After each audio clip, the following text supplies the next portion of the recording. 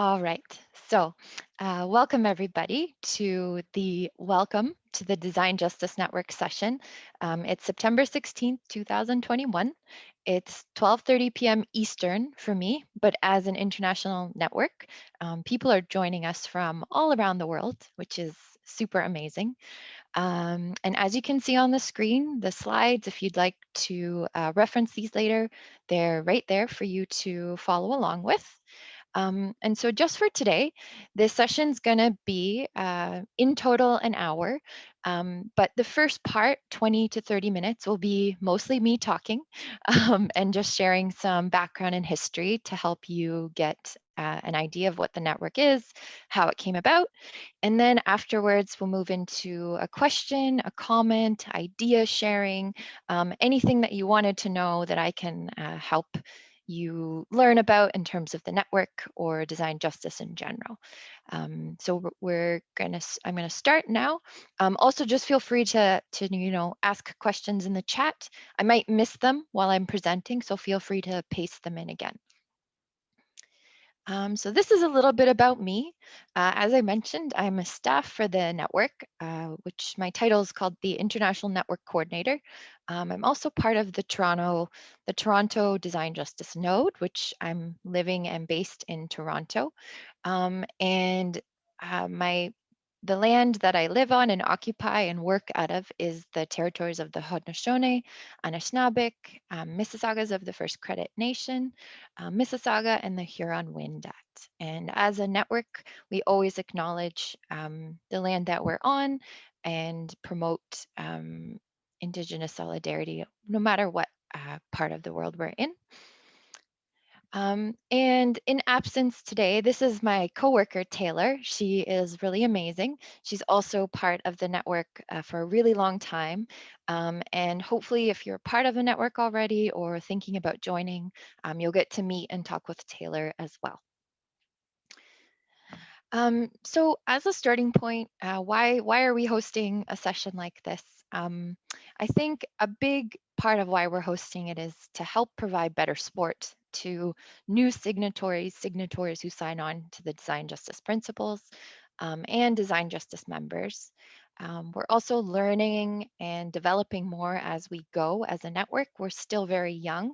It's only been since about 2018, and design justice, the principles came about since 2016.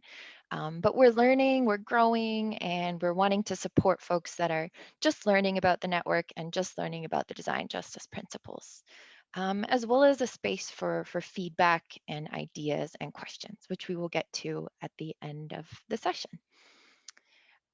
Oops, I'm doing a multi-screen thing here, so I'm learning how to go through it.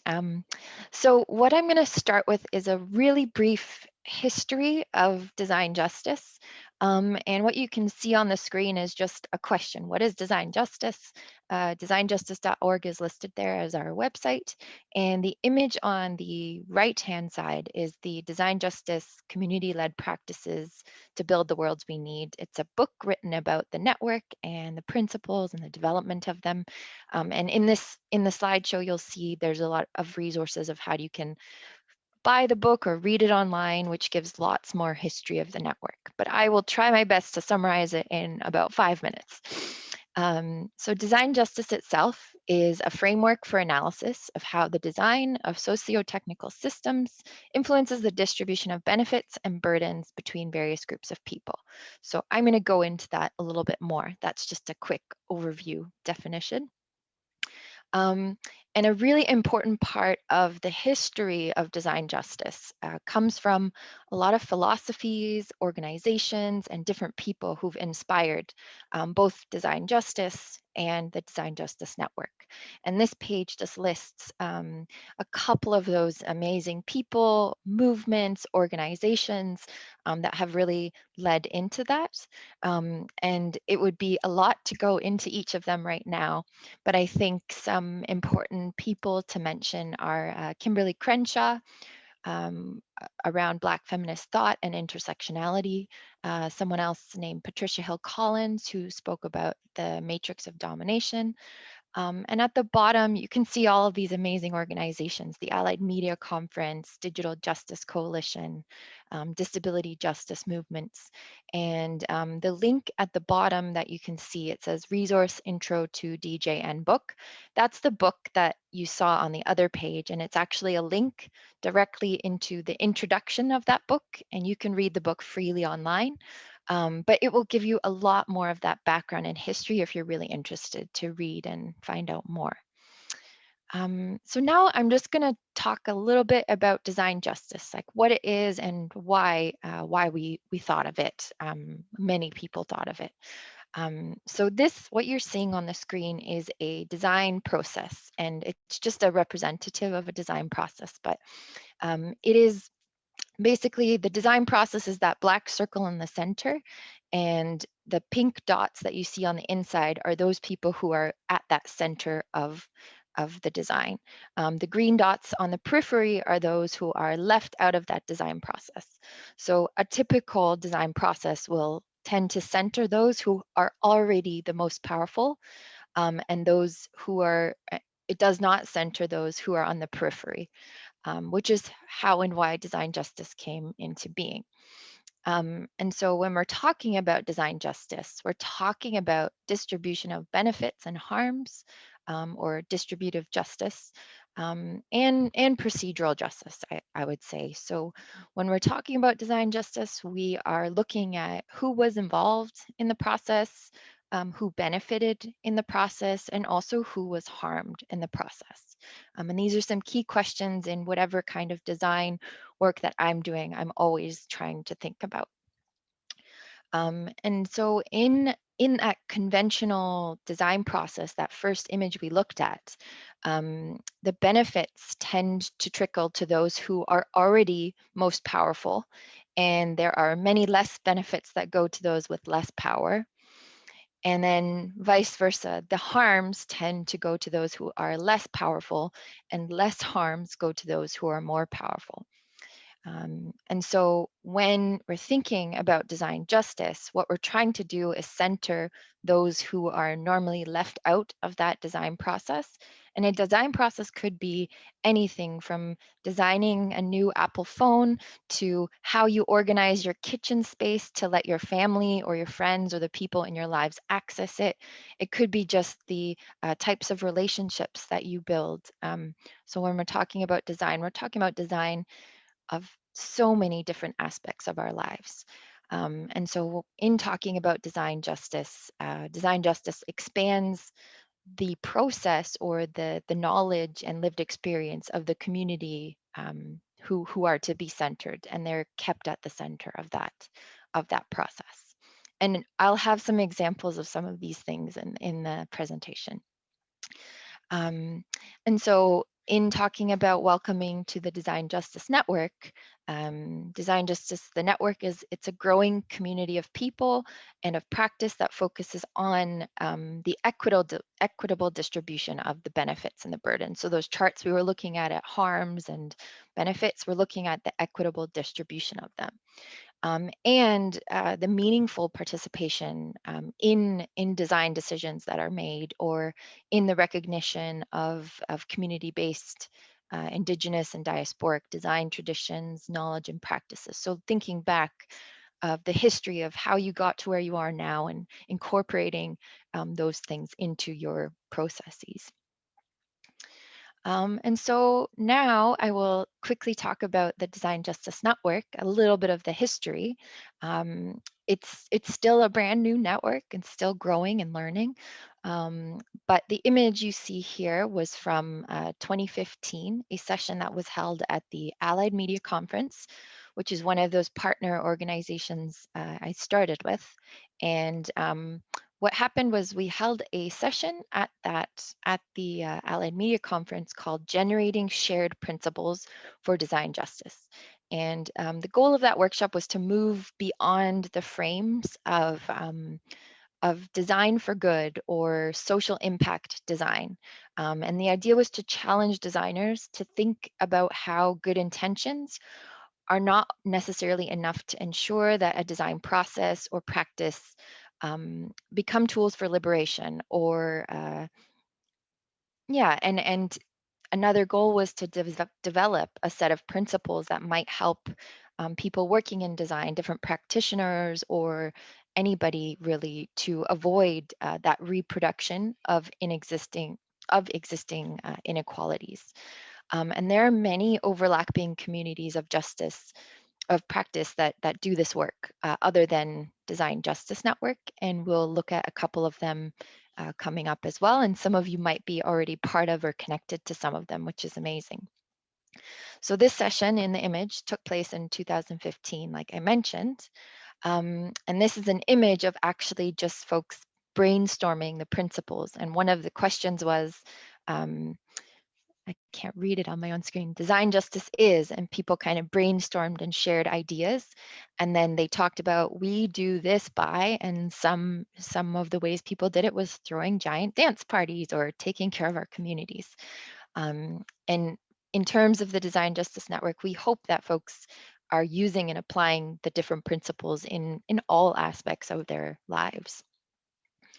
And then this image here is from the Allied Media Conference again, but in 2016, so the following year, where what was held was a network gathering where all of the people that had been part of or developed the principles at the beginning kind of came back together with new additions of people, and then took the principles and kind of edited them. So what you can see here on the screen is some folks looking at the principles as they were after they were written, and then adjusting the language to try to meet more of the design justice perspective that we were trying to get to and accomplish.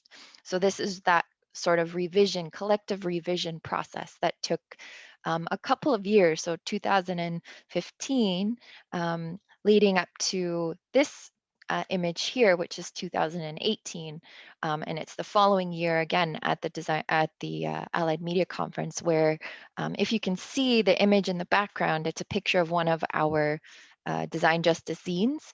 And in the Design Justice zine was when the 10 official design justice principles were officially launched and made public, and people were able to sign on. So some of you may have connected by finding the principles and signing on to them, but this is a little bit of that history of where they came from. And then this is a quick picture of just some of the zines that the network has made over the years. And on the bottom image is that one I was speaking to, where the principles were originally launched. They're also really great resources if you want to read more about some history of design justice. They're freely available on the Design Justice website. So I've got at most 10 more minutes. So that's the background and history. And I am going to now talk a little bit about the structure and how the network works and functions currently. Um, so it's very kind of, what's the word, open concept or autonomous how the network functions. Um, in the image, you can see on the outside of a dotted line, you can see signatories, and then on the inside are members. So signatories are folks that have read the design justice principles and signed on, and decided, yes, these principles are meaningful to me. I want to sign on and use them in my work. Design justice members are on the inside of the circle because as a next step, what members have done is connected by paying either a one-time or a monthly or a membership fee to be part of this network. And so they're folks that might be involved in some of those inner circles, whether it be a working group or a local node or a steering committee member or some other level of involvement, a volunteer. And they're all within the circles because everybody works really closely with each other and very collaboratively. And I'm going to talk about working groups and local nodes in a second.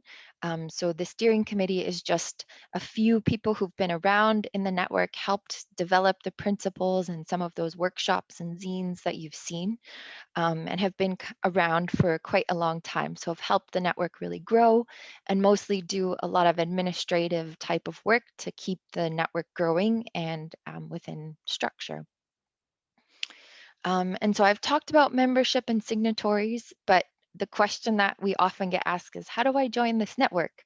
And as I mentioned, the very first step, and these are hyperlinks, so if after the presentation you want to go and click on them, you can. Um, but the very first part of joining or starting is signing on to the Design Justice Principles. I should probably just bring them up on screen so you can see what I'm talking about if you haven't. Um, Hopefully that's working. So the design justice principles are here, and they're the 10 that were developed in that from 2015 to 2018. And so folks can come onto the website, read them, reference them, repurpose them, because we've got them as a Creative Commons license. And then you can also click here to sign on to the principles to say that, yes, I agree, I want to use this in my work and be part of this network. And then you can decide if you'd like to become a Design Justice member. I see a couple of members in the room right now, which is so cool. And most often what happens with membership is that you pay either a one-time or a monthly or weekly or something, or not weekly, monthly fee, and you get access to various membership benefits. Some of those are accessing our community Slack channel, where people from all over the world are networking with each other around design justice and different amazing work that they're doing.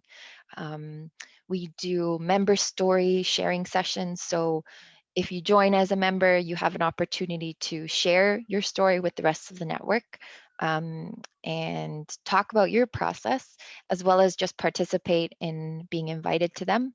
Another benefit is joining our care circle, which is us wanting to promote care within the network and make sure members have access to that. So it's another benefit, plus many, many other benefits, mainly being connection to people doing similar work all around the world. And this is the care circle that I was mentioning. So this was a newer benefit in 2020 or 2020 and 2021 now. But they're virtual seasonal series of different care practices for design justice practitioners. So folks who are members in the network get access, and we've had some sound healing. We've had some different amazing sessions. That the goal of these sessions is to ensure that folks in the network recognize care as really important, and continue to align themselves with care and in their lives. And so I did mention that we have many amazing aligned organizations. These are just a few of them.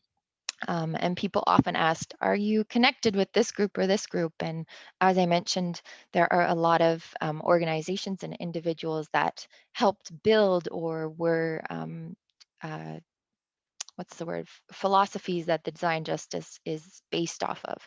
And these are some other amazing organizations and individuals that either use the principles in their work or are connected to us in some way or another. And we have probably just informal relationships with them all, but very, very much aligned.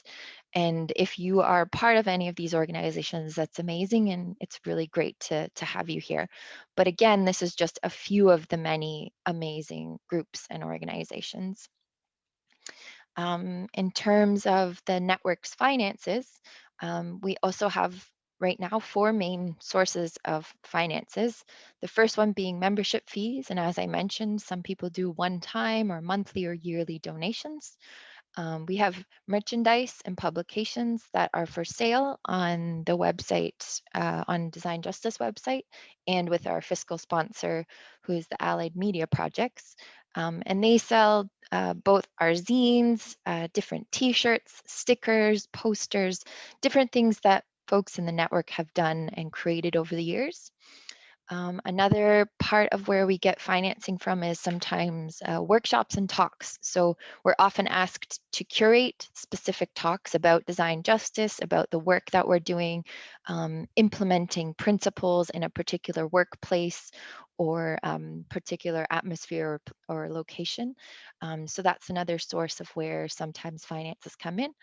And then there's also just people who just give one-time donations because they like the work and think it's really great, and they say, I would love to support this. And you can check out more information if you'd like on the finances page for sure. And then another question that we get often are who are the design justice members? And one thing as a network, myself as a staff member, I was previously a steering committee member. One thing we really do want to develop in the near future is a membership directory, but processes like that take quite amount of time. So when people ask us who are design justice members, a lot are folks here in this room, people who come to the events that we either create or participate in. There are people in local nodes and working groups who are working on design justice. But one key thing we've realized is that with membership, we're not trying to raise tons and tons of money. The main part of paid membership just helps support members within the network to be in community with each other, in alignment with the design justice principles, so that we don't have folks coming in and out trying to not be in alignment with them. And as well, it creates a space of care and safety. So I mentioned the Design Justice Member Slack, and we just want to make sure that folks feel safe when they're in the network and in alignment. And you can read lots more on our membership report and on our website. As I mentioned, this is as brief of a presentation as we can give so that it gives some good context. And then another really important question that a lot of people do ask is like, how do we put the design justice principles into action? How do I use these 10 principles that I've signed on to in my work, in my life, in my relationships?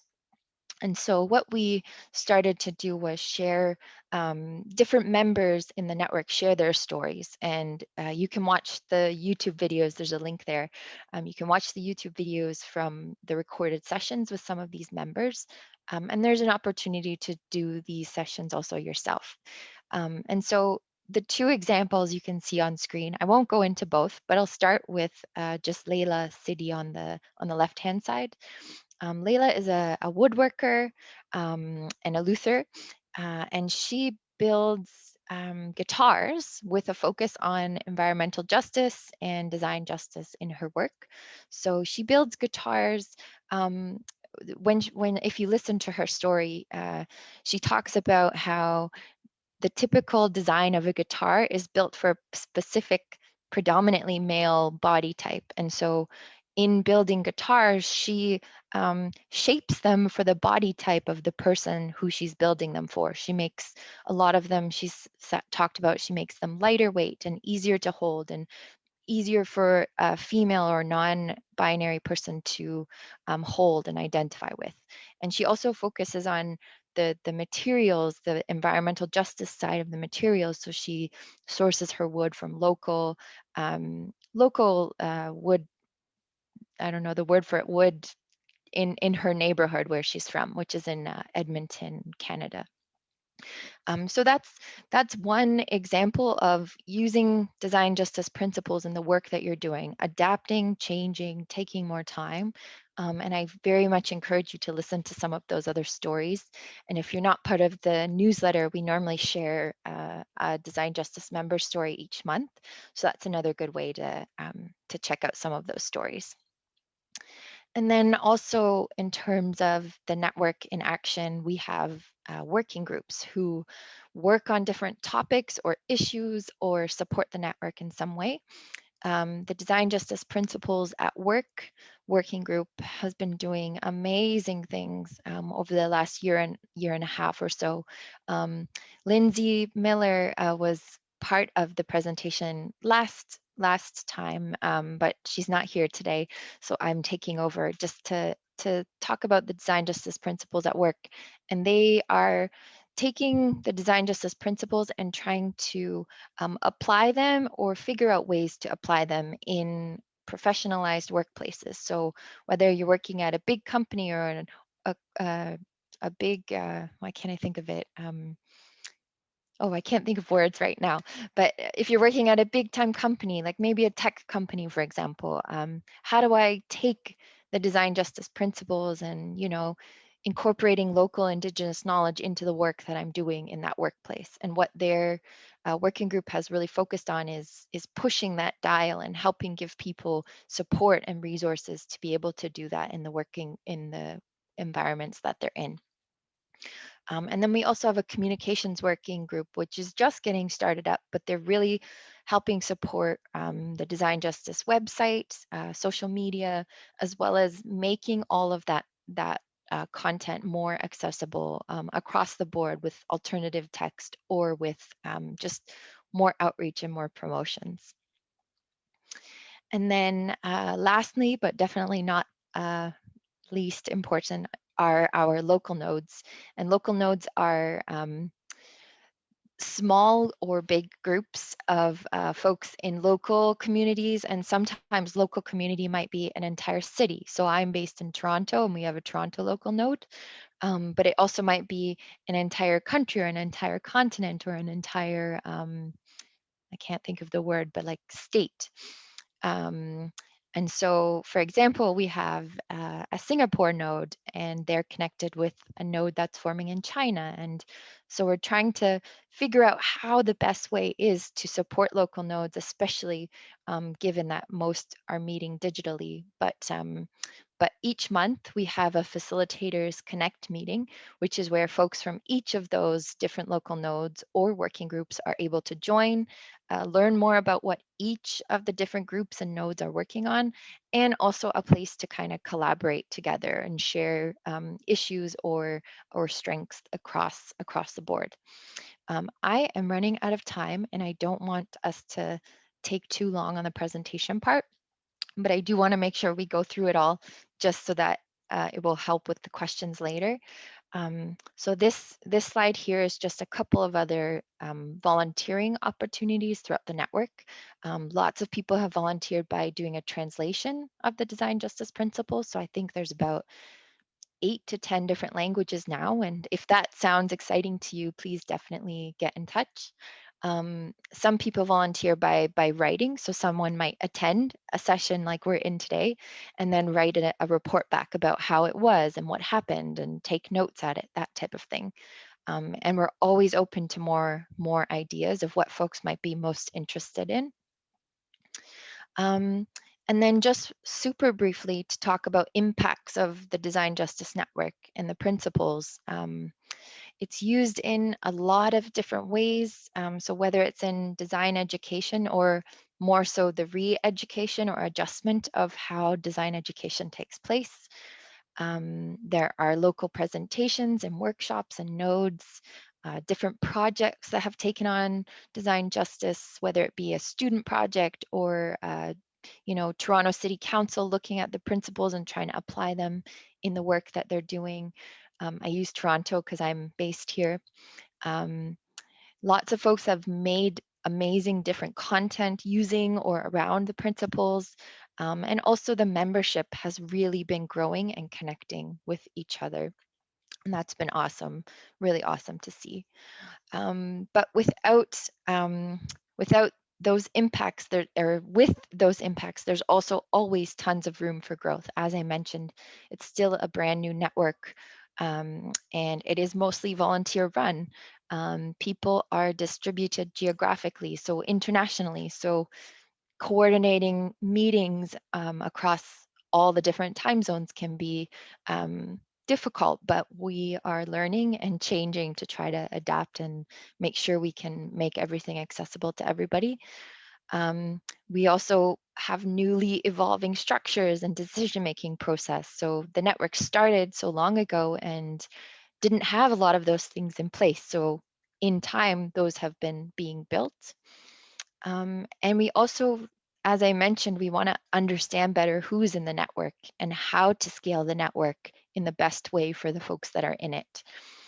And part of that has been recognizing the need for a vision and a mission statement, which has this process has actually begun last year in 2020, where we realized as a network that the lack of having that mission and vision resulted in, misunderstanding of how the network worked and how non-hierarchical structures could work, because the network is non-hierarchical. So the steering committee would meet and they have retreats once or twice a year to go over these big sort of administrative questions. And over the last year and a half have been working on this mission and vision and have released it to some members for feedback, and it's getting closer and closer to being ready. So hopefully once that's launched, that'll be another key resource for you and for members in the network. And so we're almost done. So the last key highlight is just a reminder that if you haven't and you are interested, you can sign on to become a signatory of the principles or also become a member of the network. And this slide deck is here for you whenever you want to refer back to it, and all of the links and the websites. We have all the different social media platforms, which are also there on our website. So if you want to connect in another way, feel free. We would love that. And so now it's the time for questions and feedback and any response to everything that we have just discussed today. So I'm going to share in the Slack what is called a Rise Up pad. I've forgotten the name now. But I'm sharing a link to another document, and I'll click on it now. It looks like this, and sometimes if you're not on the page for a while, it doesn't, or it times out. But basically, it's a pad where there's a bit of instructions here, and there's just a space for you to type in some questions or any ideas or feedback that you'd like to share, either about this presentation, the network in general, points where you're confused about anything I might have said or shared, or things you've seen.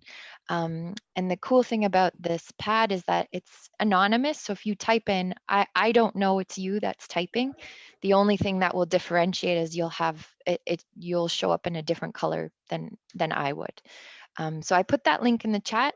I'm going to stop recording now. Once I remember how to do that. Stop recording. Okay.